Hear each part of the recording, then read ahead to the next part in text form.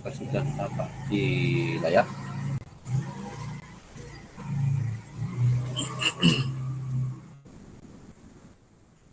Sudah, Pak?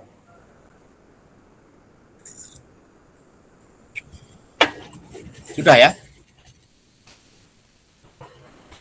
Sudah, Pak. Oke, baik. Baik, bismillah. Baik, jadi selamat malam. Oke. Jadi untuk setengah semester depan saya diminta untuk menyampaikan tentang pemeriksaan penunjang, yaitu berkaitan dengan radiologi terapan, radiologi terapis. Mungkin semua sudah paham ya radiologi itu apa, gitu ya. Nah, cuma ada apa sih alasan gitu ya? Alasan kenapa sih fisioterapi kok harus paham juga tentang radiologi begitu ya?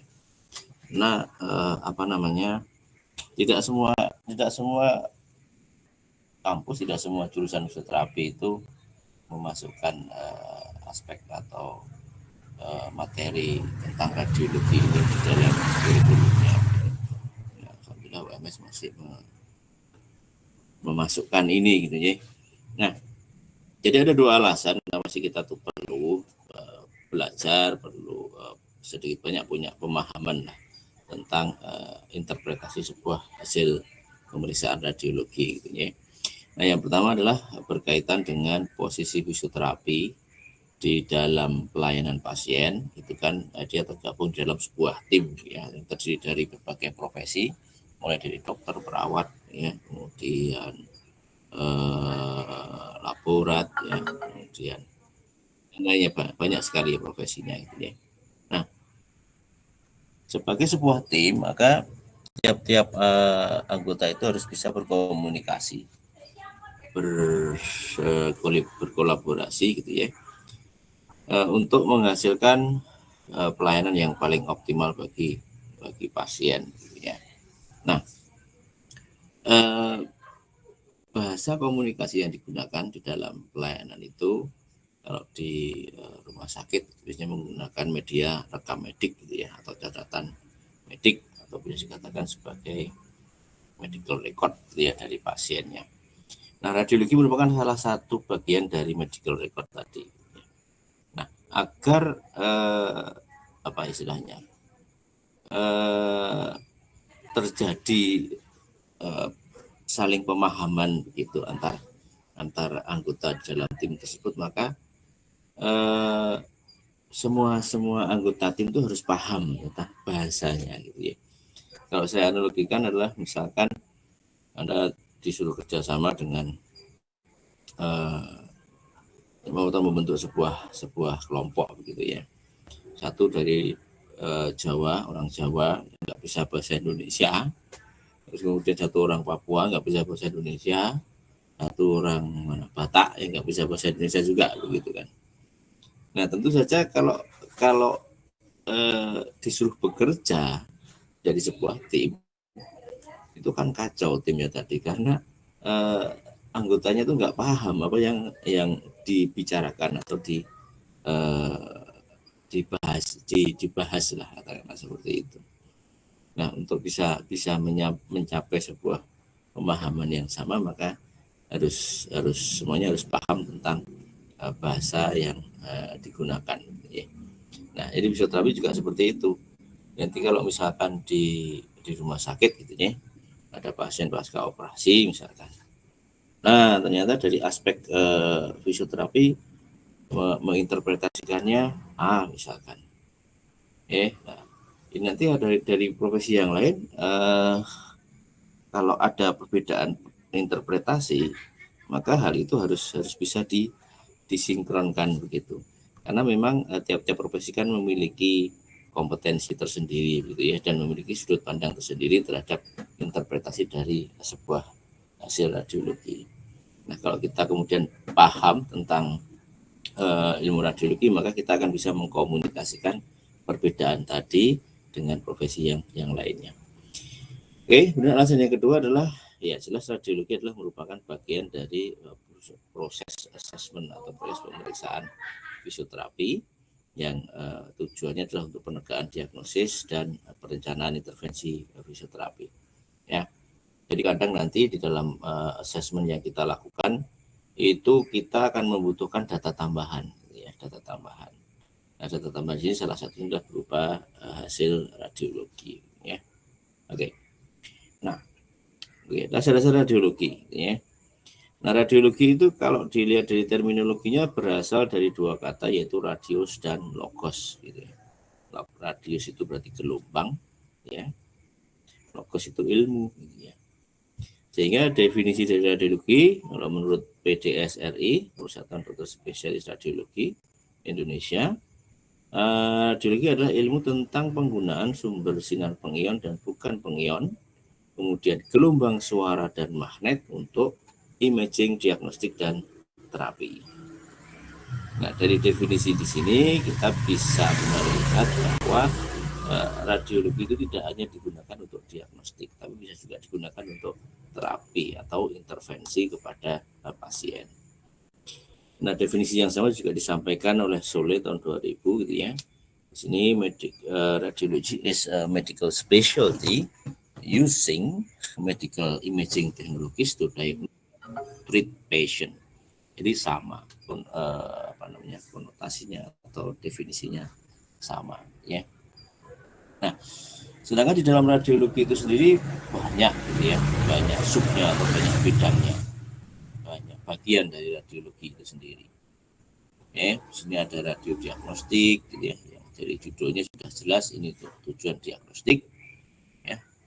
Kemudian ada radioterapi, ya, adalah bentuk terapi untuk penyakit khususnya yang berupa keganasan, tumor, gitu ya, misalkan dengan menggunakan sinar pion atau radioaktif. Jadi kalau dulu ada istilah di bestral atau di radioterapi, itu biasanya untuk tumor dipaparkan dengan sinar X, gitu ya. Kemudian ada kedokteran nuklir, ya, kita tahu nuklir itu merupakan zat radioaktif, ya, radioisotop. Nah, di medis juga ada namanya kedokteran nuklir, ya, di sini menggunakan zat radioisotop untuk mendiagnosis dan terapi, ya. Kemudian ada ultrasonografi, ini menggunakan gelombang suara atau gelombang ultrasound. Nah, kalau di radiologi ini untuk diagnostik, tapi kalau untuk di fisioterapi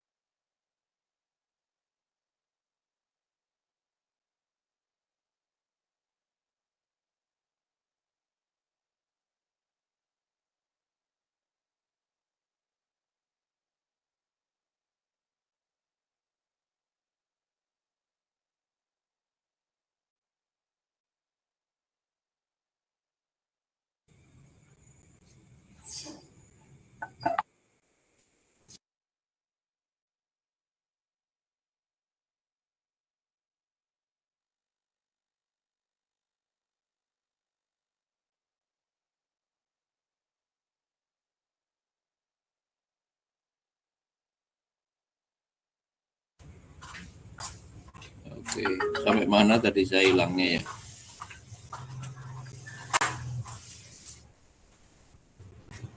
Halo?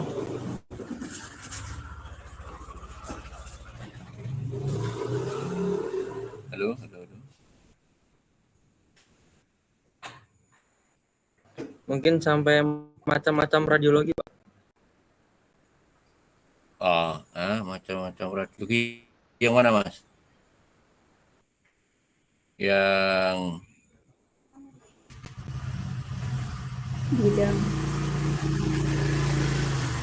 masih di bidang radiologi tadi.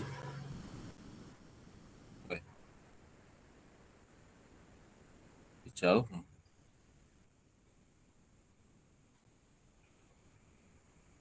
Sampai yang ini.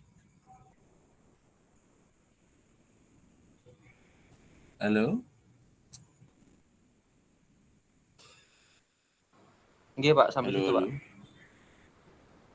Boleh? Oke. Oke, saya skip aja kalau gitu. Berarti yang ini tadi sudah enggak dengar ini.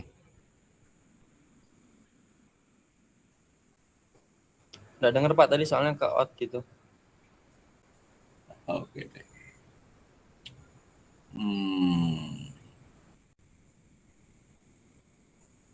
Oke, baik, saya ulangi ya. Ya, oke. Nah, oke, bidang radiologi yang pertama ini adalah tentang sinar X atau sinar ronsen, atau kita mungkin lebih familiar dengan foto ronsen gitu ya, itu yang lebih banyak dikenal masyarakat. Nah, foto ronsen atau pemeriksaan ronsen ini pertama kali ditemukan oleh seorang ilmuwan fisika gitu ya, namanya Sir William Ronson. Nah, dia menemukan itu secara tidak sengaja ya. Jadi pada waktu itu dia sedang meneliti tentang sinar X gitu, di laboratorium pribadinya yang ada di bawah rumah, di lantai basementnya dia gitu ya. Nah, kalau sedang melakukan penelitian dia bisa berada di laboratoriumnya itu berhari-hari ya, bisa berminggu-minggu ya. Nah, untuk memenuhi kebutuhan hidupnya dia disuplai oleh istrinya gitu ya, yang mengantarkan makanan minuman gitu ya. Terus suatu hari istrinya ngantar makanan gitu ya, yang ditaruh di atas nampan, terus ditaruh di meja lah di laboratoriumnya itu. Nah, kemudian secara tidak sengaja sinar X yang sedang diuji tadi itu memapar itu atau mengenai gitu ya, mengenai nampan dan teko serta piring yang ada di atasnya, di atas nampan itu. Nah, setelah terpapar itu ternyata Mr. Ronson ini menemukan ada bayangan dari piring, dari teko gitu ya, yang tercetak di nampan yang terbuat dari perak di situ tadi. Nah, di situ dia kemudian menyimpulkan, oh ternyata sinar X ini bisa apa istilahnya, membuat image atau gambar dari sebuah objek gitu ya. Ya, yang kemudian dia mengembangkan sampai kemudian ditemukan atau di saat ini sudah tercipta mesin ronsen yang sudah sangat canggih ya.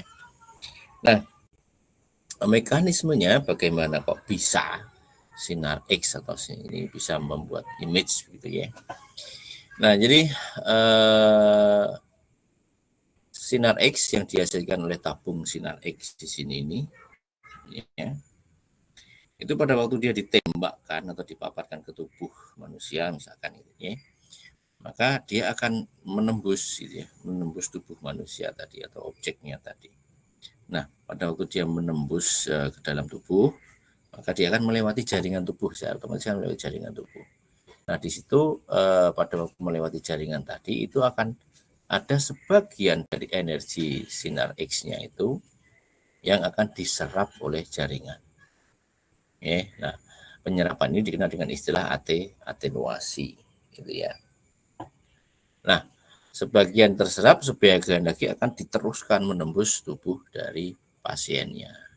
Nah, energi yang diteruskan menembus tubuh tadi namanya bayangan atenuasi, gitu ya.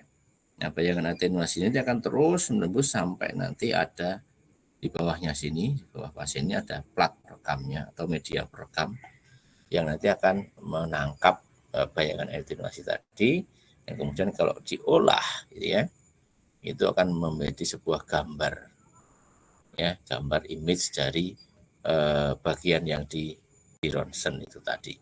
Ini kira-kira seperti itu mekanismenya ya. Oke. Nah, ronsen ada dua kelompok besar, yaitu ronsen dasar dan ronsen khusus gitu ya. Nah, kalau ronsen dasar di sini terbagi lagi menjadi dua, yaitu ronsen tanpa kontras dan ronsen dengan kontras. Nah, ya kalau ronsen tanpa kontras ya udah, berarti pasien tinggal foto gitu aja itu ya.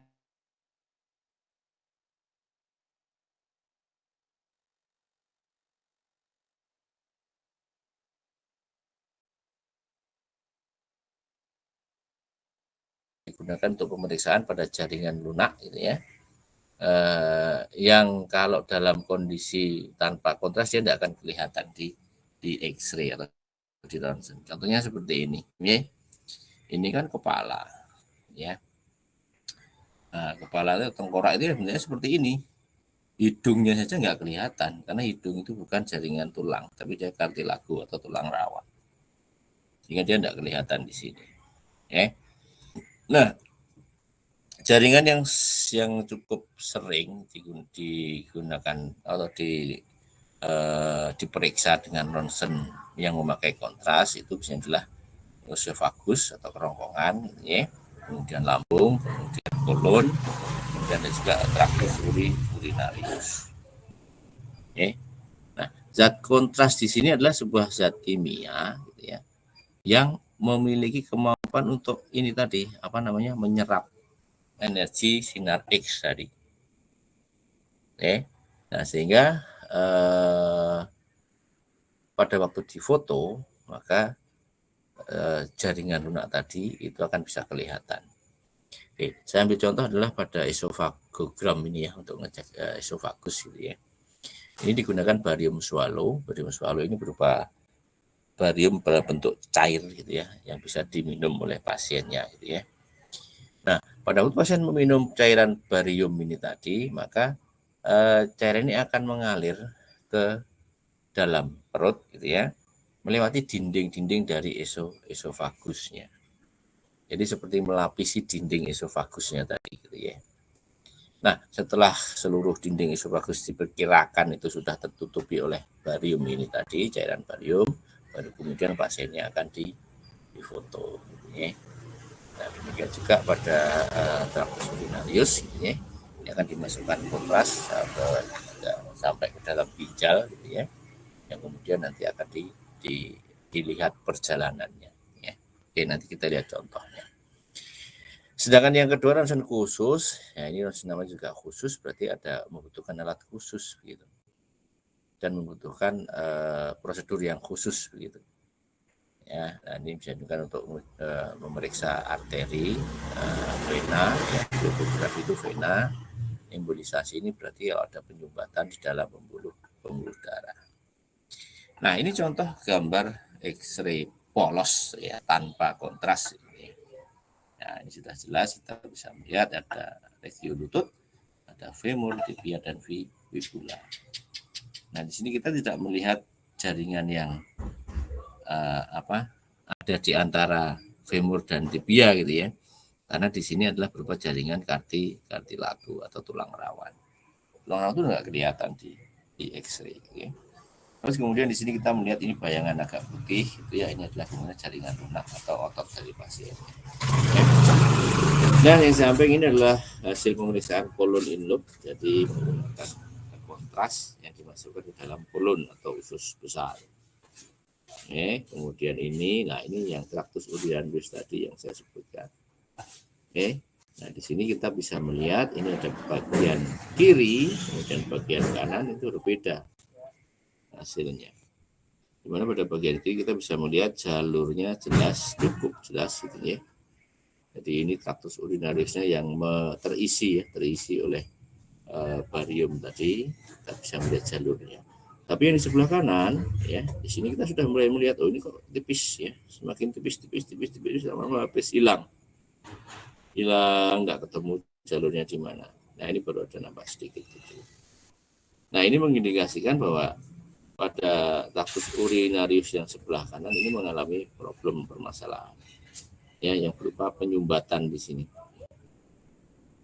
Ya, nah penyumbatannya apa ya nanti yang harus diperiksa lebih lanjut, misalkan dengan menggunakan USG atau menggunakan MRI gitu ya, atau bisa langsung dilakukan tindakan pembedahan untuk mengetahui secara lebih jelasnya. Ya, oke. Nah ini arteriografi, ya, jadi memotret arteri. Ini biasanya digunakan untuk memeriksa pada pasien-pasien yang dicurigai mengalami kerobekan atau putusnya pembuluh darah. Ya, nah ini contohnya arteri femoralis, ya, yang arteri besar utama gitu. Nah ini kita melihat bahwa ini kok hilang secara mendadak begitu, ya, dan secara mendadak pada arteri utamanya.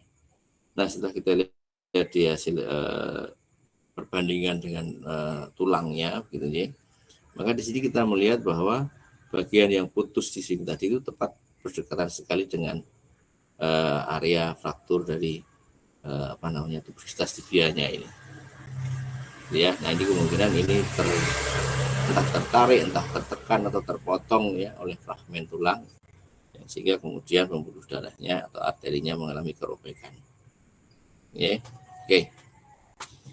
Ya, nah sekarang coba silakan diamati gambar berikut ini gitu ya. Itu anggap saja inilah gambar manusia gitu aja, ya, manusia. Nah, di gambar ini gitu ya, maka kita hanya bisa melihat bahwa manusia ini hanya memiliki satu tangan atau satu lengan dan satu tungkai atau kaki. Ya, fakta berkatakan seperti itu, ya. Nah, apakah kemudian manusia ini normal atau tidak? Kita tidak bisa menyimpulkan gitu. Karena kita hanya bisa melihat sini gitu. Ya. Ya, kalau dilihat hanya punya satu tangan, satu kaki, ya harusnya tidak normal dia kan. Karena manusia yang normal itu punya dua tangan, dua kaki. Nah, tapi di gambar berikutnya kita bisa melihat, oh iya, tangannya ada dua, kakinya juga ada dua. Tapi di sini kita tidak bisa melihat pantat dari manusia ini gitu. Sehingga kalau hanya ada gambar ini saja, kita juga nggak bisa menyimpulkan apakah ini pasien ini manusia ini normal atau tidak gitu. Karena kita hanya melihat bagian depannya saja. Nah, untuk menginterpretasikan menjadi data yang lebih komplit, maka dua gambar ini yang harus digabungkan begitu interpretasinya. Oke. Nah, ini penting karena hasil ronsen itu adalah merupakan sebuah media dua dimensi gitu ya. Dua dimensi itu hanya dilihat dari satu arah saja. Dapat dua dimensi dari struktur tiga dimensi gitu. Jadi kita, objek kita, tubuh kita, manusia itu kan struktur tiga dimensi, dilihat dari atas bawah bisa, depan belakang bisa, samping kanan samping kiri juga bisa, miring juga nggak bisa.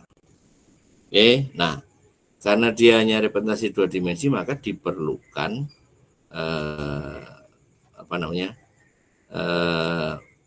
view, memandang nanti atau memeriksa objek ini dari beberapa sudut pandang atau dari beberapa arah, sehingga nanti kita bisa melihat, oh kalau ini digabung seperti ini, oh ini pantatnya masih bagus gitu ya, oh punggungnya juga bagus, tapi tangannya, oh ini tangannya ada, ternyata ada.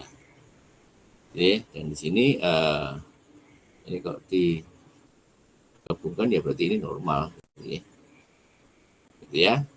Nah, oke, ini contoh X-ray pada regio leher gitu ya. Ada 5 view, ada 5 hasil gitu. Nah, kalau komplit seperti ini maka kita bisa dengan dengan mudah gitu ya, dengan yakin menginterpretasikan hasil X-ray ini bisa lebih detail lah ya, seperti itu. Nah, ini contoh dari anteroposterior view. Oh, cervical itu bentuknya kalau dilihat dari depan atau dari belakang seperti ini. Tapi kalau dilihat dari samping sudah berubah. Ini dari posisi oblik juga sudah berubah. Nah, ini pada waktu fleksi, ini pada waktu ekstensi. Nah, di sini kita bisa melihat ada perubahan di sini gitu ya. Dimana pada segmen ini 2, 3,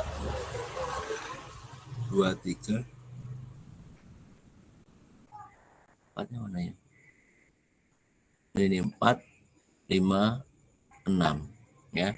Di cervical 5 dan 6 di sini pada waktu pasien fleksi ternyata ada hal yang mencurigakan di sini karena nekuknya cukup tajam ya. Sebaiknya pada waktu ekstensi kurvanya masih bagus, smooth, lengkungnya juga halus gitu ya, nggak jeglek seperti itu.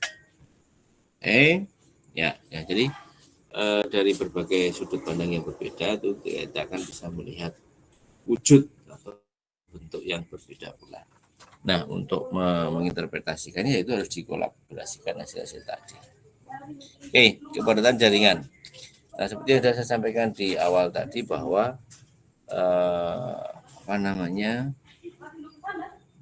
setiap paparan sinar X yang melewati tubuh itu akan mengalami proses penyerapan. Nah, penyerapan energi sinar X ini dipengaruhi oleh kepadatan jaringannya itu. Semakin padat jaringannya, maka dia akan semakin putih atau semakin terang. Nah, kalau kita ketemu pasien gitu ya, nanti kita kan harus membayangkan kemungkinan-kemungkinan apa yang bisa terjadi kaitan dengan radiologinya gitu ya. Nah, di sini ada urutan kepadatan material yang mungkin nanti kita akan bisa temukan pada pasien. Ya. Yang pertama logam. Ada logam di dalam tubuh apa? Oh ya mungkin. Ya, ada mungkin pasca operasi pemasangan plate and screw gitu ya. Itu kan sudah ada logamnya. Nah, logam ini di dalam urutan kepadatan dia kan menempati peringkat 1 gitu, paling padat. Sehingga kalau di X-ray dia akan paling putih gitu. Kemudian diikuti oleh tulang yang warnanya juga putih. Baru kemudian jaringan lunak. Jaringan lunak ini kan banyak, ada otot, tendon, ligamen, meniskus, lemak termasuk gitu ya. Nah, jaringan lunak ini sebenarnya tidak terlalu jelas kalau diperiksa dengan menggunakan ronsen gitu ya. Karena memang kualitas dari jaringan itu kurang bagus kalau diperiksa dengan ronsen gitu ya. Nah, jaringan lunak dengan berbagai jenis tadi itu tentu akan memiliki perbedaan juga begitu ya. Nah, pada hasil pemeriksaan jaringan lunak itu semakin tinggi kandungan air sebuah jaringan, maka pada waktu di ronsen dia akan meledak lebih terang. Lebih terang. Ya, contohnya lemak dengan otot. Otot itu kan banyak pembuluh darahnya, sehingga daerahnya juga akan lebih banyak dibandingkan dengan lemak itu tadi ya. Oke. Nah, kemudian urutan yang terakhir adalah gas atau udara. Ini yang paling tidak padat gitu ya. Sehingga energi ultrason itu tidak mengalami penyerapan kalau ketemu udara. Dia akan lewat saja seperti itu, sehingga warna foto hasil ronsennya akan berwarna lebih hitam. Nah, ini contoh gitu ya. Ini contoh bagaimana kita menginterpretasikan hasil radiologi gitu ya. Nah, ini foto regio lutut ya, ada femur, ada patella, ada tibia. Oke, clear, jelas, simple. Nah, yang kedua, ini jaringan lunak lah. Pasti ini otot quadriceps, hamstring, gastrok. Clear, jelas. Nah, sekarang yang nomor 3 ini agak misterius gitu. Karena kalau kita komparasi, kita bandingkan dengan ronsen yang normal, ini harusnya nggak ada jaringan putih ini. Putih bulat ini. Nah, ternyata setelah ditelusur, dilihat lagi, ini ternyata adalah sebuah proyektil peluru gitu. Jadi ini ronsen seseorang yang tertembak di pahanya dan pelurunya itu masih tertinggal di dalam tubuh pasien. Nah, adalah seperti itu. Peluru, kenapa peluru? Ya karena dia logam. Logam.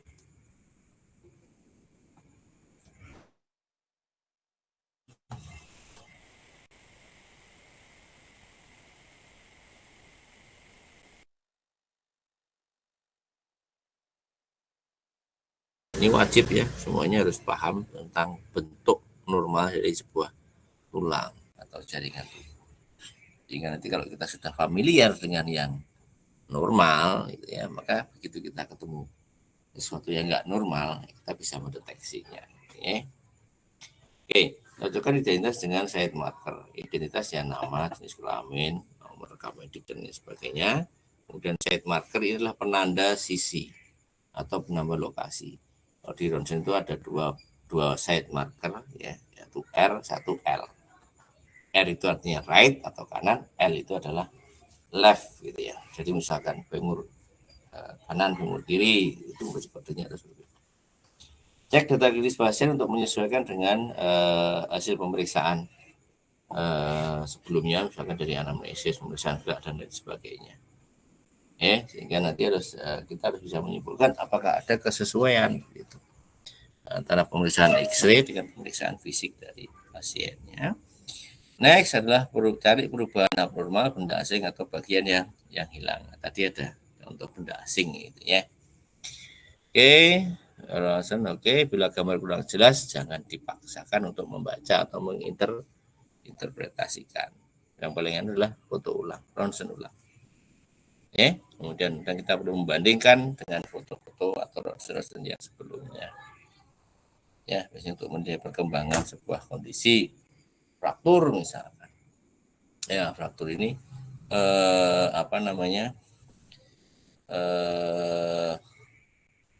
prioritasnya kalau selesai operasi itu misalkan nyambung tulangnya gitu kan, nyambung tulangnya. Nah, pada beberapa pasien proses penyambungan ini mengalami gangguan lah katakanlah seperti itu, sehingga bisa lebih lambat atau bisa malah berhenti gitu. Nah, kalau kita bicara proses fraktur atau patah tulang, pasti harapannya sudah nyambung kan setelah beberapa minggu misalkan seperti itu. Nah, untuk memantau atau menentukan sudah nyambung atau belumnya ya pasti harus di ronsen tulang ya. Nah, ini contoh gambar pada lengan bawah ada humerus, radius ulna, metakarpal dan sebagian metakarpal. Ya bentuknya seperti itu normalnya. Hingga kalau kita lihat gambar seperti ini, ini sudah nggak beres gitu kan. Radiusnya ada yang meleok seperti ini, bengkok seperti itu. Jadi ada garis frakturnya.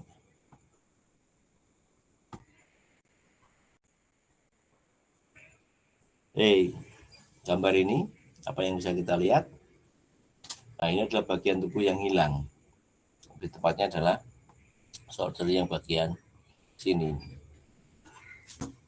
Ya, itu hilang. Nah, kok bisa hilang? Kenapa? Ya pasti tidak hilang dengan sendirinya itu ya.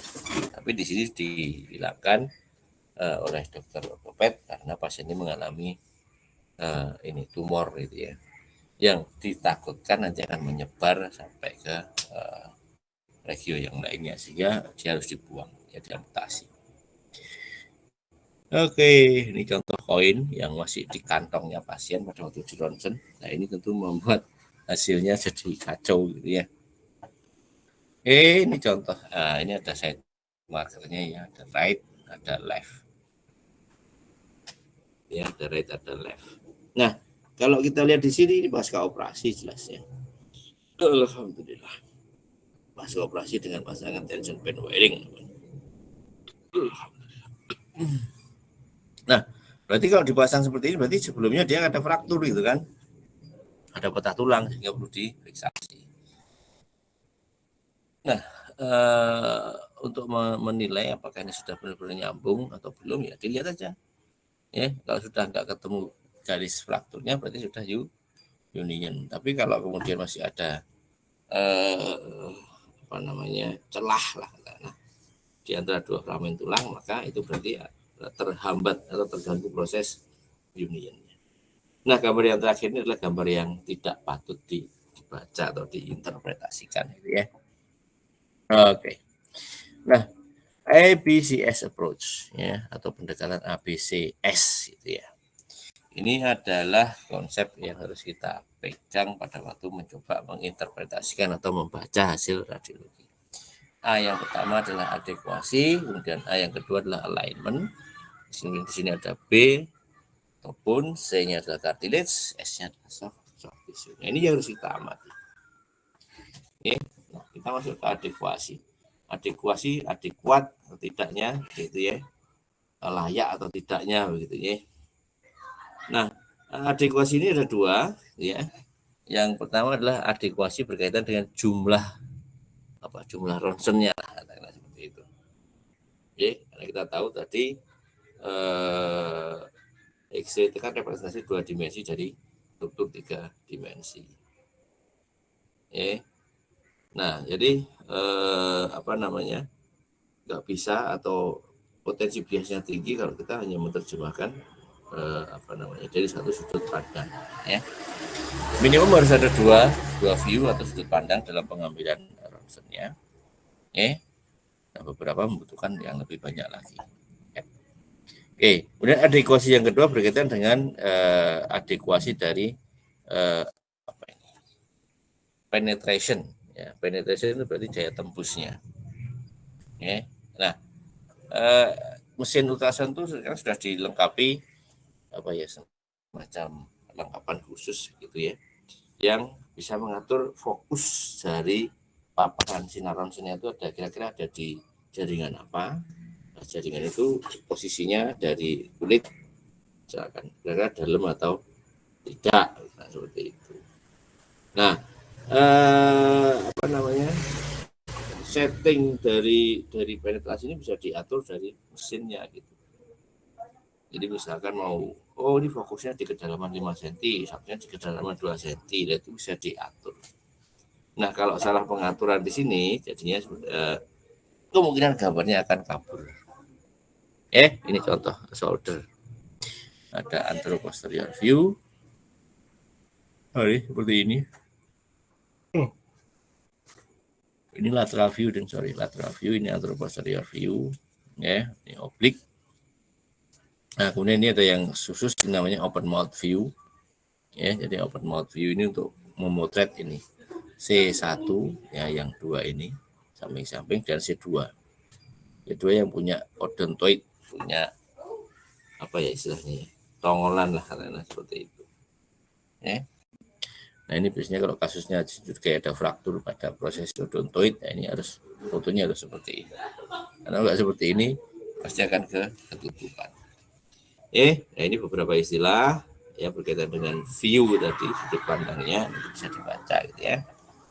Oke, yang kedua adalah alignment. Alignment itu bisa diterjemahkan sebagai susunan, postur, tatanan lah, seperti itu. Nah, namun ada definisi lain, yaitu alignment adalah anatomic relationship between bone on X-ray. Anatomi relationship, hubungan anatomis atau struktur anatomisnya. Nah, ini harus kita amati. Oke. Ya. Nah, ini contoh gitu ya, bagaimana kita melihat X-ray gitu ya. Alignment itu seperti apa sih? Alignment itu seperti ini. Ini yang radius ini. Smooth, halus, mulus. Nah, tapi yang di sini, ini kok ada yang aneh, mencurigakan. Nah, ini adalah fraktur di sana. Karena alignment mengalami perubahan. Nah, yang bawahnya adalah shoulder. Ini shoulder yang normal, ini shoulder yang mengalami dislokasi. Ya. Nah, di sini kita bisa melihat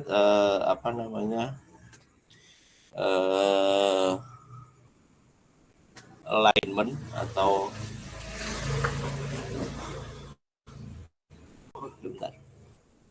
susunan dari tulang yang ada di shoulder ini. Ya, kita bisa melihat kaput tumor itu adep-adepan dengan kavitas cilicoidalis. Terus jaraknya dari acromioclavicular ya sekitar segini. Nah, kalau kemudian kita lihat kok posisinya kok aneh seperti ini. Ini berarti dia sudah berpindah dari posisi normalnya. Nah, itu tadi kalau untuk tulang-tulang panjang kita masih relatif mudah ya menginterpretasikannya. Tapi kalau sudah bicara struktur tulang belakang, ini rumit, harus jeli begitu. Nah, untuk membuat atau memeriksa alignment kita bisa bikin semacam garis bayangan seperti ini. Yang pertama, di mana ini? Bagian anterior dari korpus vertebra. Ini. Yang kedua, bagian posterior korpus vertebra. Kemudian yang ketiga ini namanya spinolaminar. Jadi perbatasan antara prosesus spinosus dan lamina. Ya. Kemudian yang terakhir adalah pada ujung-ujung dari prosesus spinosusnya. Nah, itu tadi kalau dari lateral gitu ya. Nah, sekarang dilihat dari anterior. Alignment-nya bagaimana? Untuk mengetahui normal atau tidak. Nah, ini kita bisa bikin garis acuan yang menunjukkan prosesus spinosus. Nah, kita semua itu kan kalau posisi normal ya tegak lurus seperti itu ya, ini akan bentuk alur yang jelas gitu ya.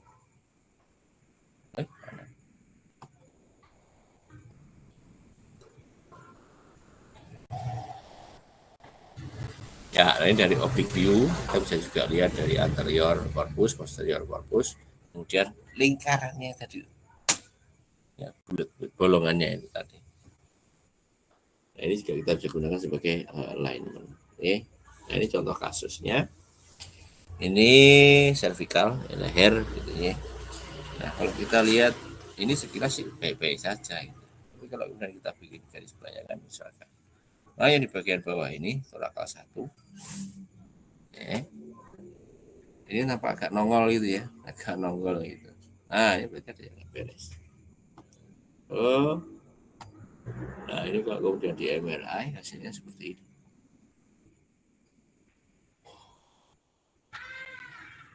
ini. Ada faktor kompresi bisa sehingga ini nongol ke depan. Ya, oke. Ya, nah ini masih berkaitan dengan alignment, kan anatomic relationship ya, hubungan anatomis gitu. Nah, dua X-ray ini sekilas nampak sama tapi sebetulnya berbeda. Yang sebelah sini gitu ya, sebelah sini ini tampak lebih panjang dibandingkan yang sebelah kiri. Nah, ngitungnya gimana ngukurnya gitu ya. Nah, ini kita sorry. Mana ini enggak kelihatan.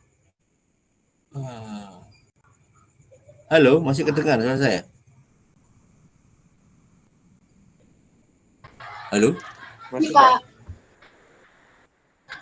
Oke, nggak hilang ya. Nah, ini kalau kita lihat yang oke. Yang ini gitu ya. Nah, ternyata ini memiliki 6 vertebra lumbal. Yang ini hanya 4. Nah, ini perubahan dari anomali. Sebenarnya anomali apa ya? Penyimpangan dari normalnya. Jadi yang ini namanya lumbalisasi sakral. Jadi osakrum yang pertama ini berubah menjadi lumbal yang ke-6. Yang sebaliknya ini namanya lumbalisasi. Ini sakralisasi lumbal. Jadi lumbal kelimanya itu merotat nih, bahasanya apa, merotat atau keluar dari struktur lumbal itu yang kemudian dia bergabung menjadi sakrum gitu ya. Nah, ini masih dalam batas normal. Nah, ini dari lateral view. Nah, oke. Itu A ya, adekuasi and alignment. Kemudian yang kedua, sebentar, saya minum jus.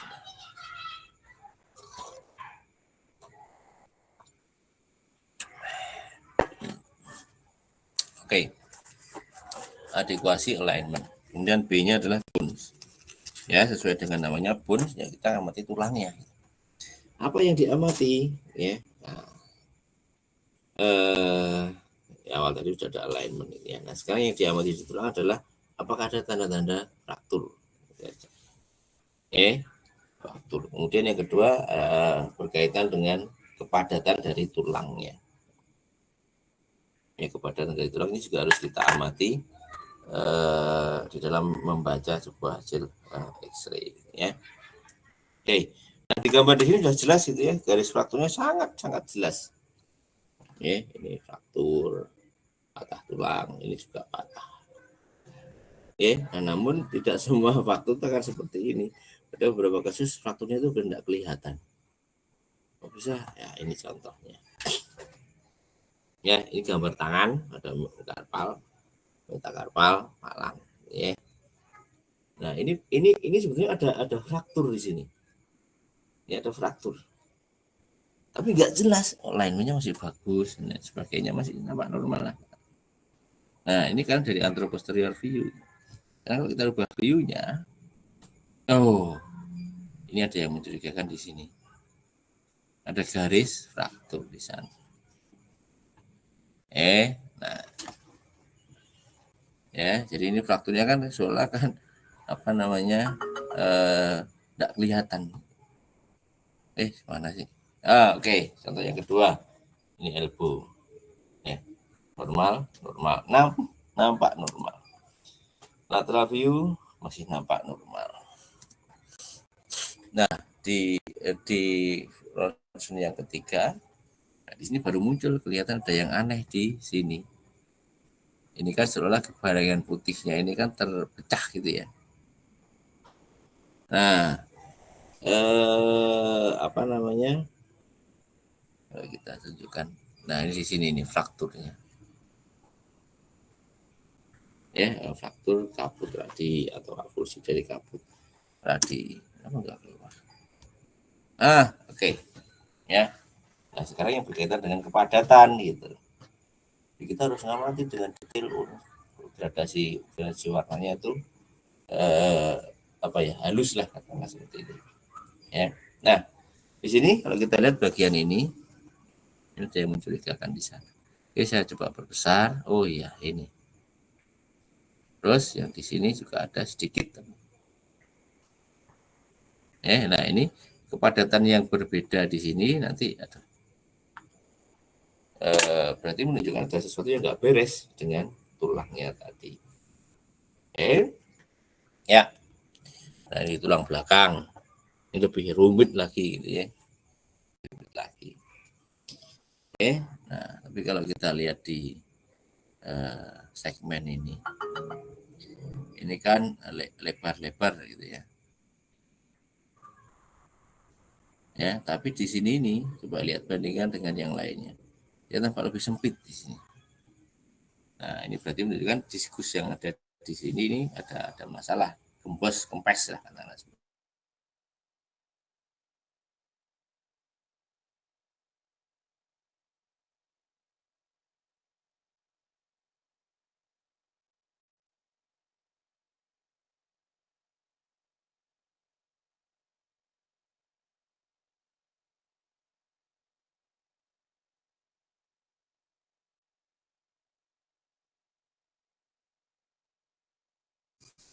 Ya.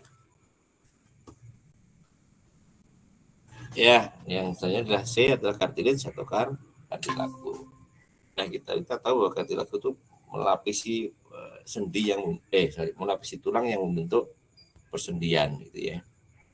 Nah, kartilago ini bukan sebuah jaringan tulang keras gitu. Sehingga kalau di foto ya nggak kelihatan dia. Kartilagonya nggak akan kelihatan. Terus bagaimana menginterpretasikan atau membacanya?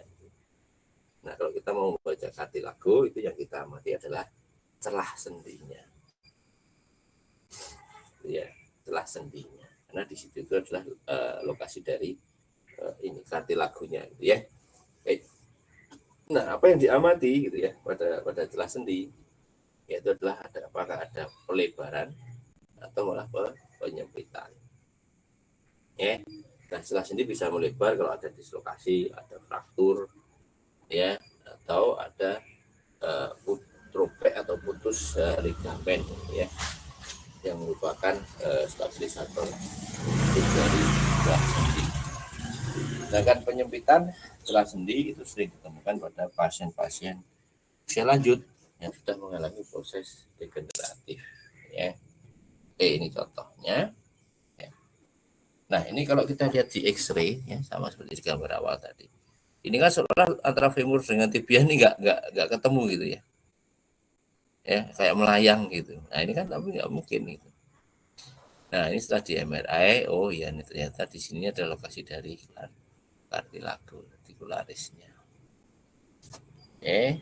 Nah, oke.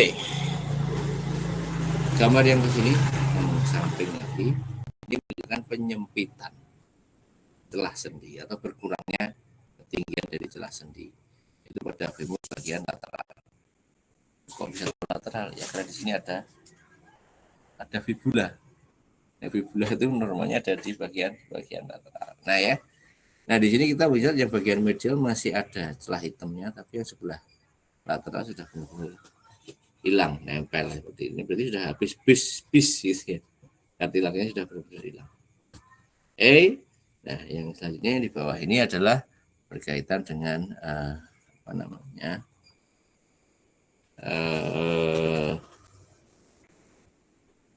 pelebaran celah sendi gitu ya. Nah ini posisi netralnya misalkan seperti itu ya, normalnya kursorku turun. Nah akhirnya ada celah seperti ini.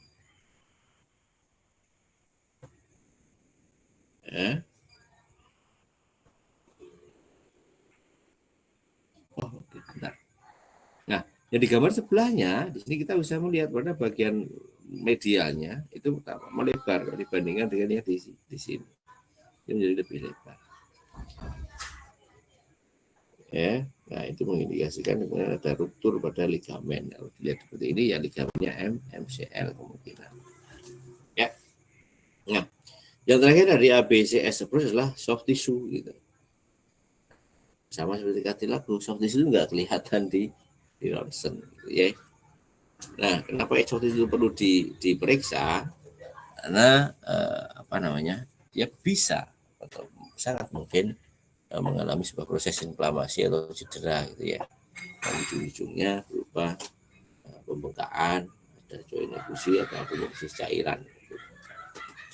Nah, apabila kita lihat ronsen nggak ada gambaran fraktur ya, gambaran fraktur sama sekali, maka kita harus lebih detail lagi melakukan pemeriksaan. Oke. Nah, this can be sign of occult fracture. Ya, fraktur okulta, gitu ya. Fraktur okulta. Okulta tadinya apa? Tersembunyi. Ya, nah, untuk mengenali di sini ada soft tissue yang bisa kita amati adalah fat sign atau cell sign.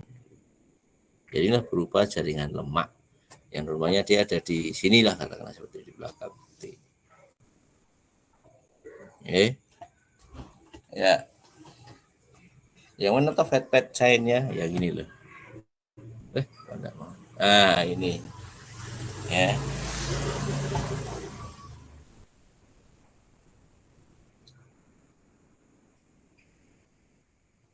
Ya. Oke. Nah, ini terminologi yang nanti sering kita jumpai ya di dalam hasil interpretasi radiologi misalkan ya. Nah, ada istilah radiolucent. Ya. Nah, lucent itu artinya bendanya mudah ditembus apa namanya? Sinar X gitu ya. Itu contoh-contohnya ya. Kemudian yang kedua radio opak. Nah, ini kebalikannya dari radiolucent. Radio opak ini yang suka ditembus oleh sinar X. Oke, terwujud berarti di antara tadi. Nah, ini beberapa istilah yang berkaitan dengan interpretasi hasil ronsen gitu ya. Nanti silakan dibaca lebih lanjut. Oke, itu slide terakhir. Oke. Ini adalah mana?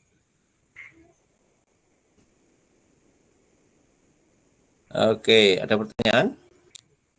Silakan. Mana hilang?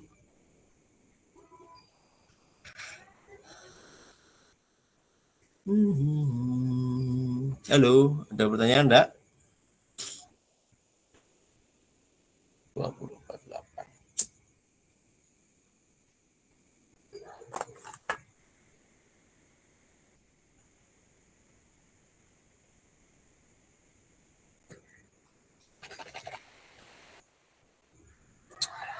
Ayo, ada pertanyaan enggak?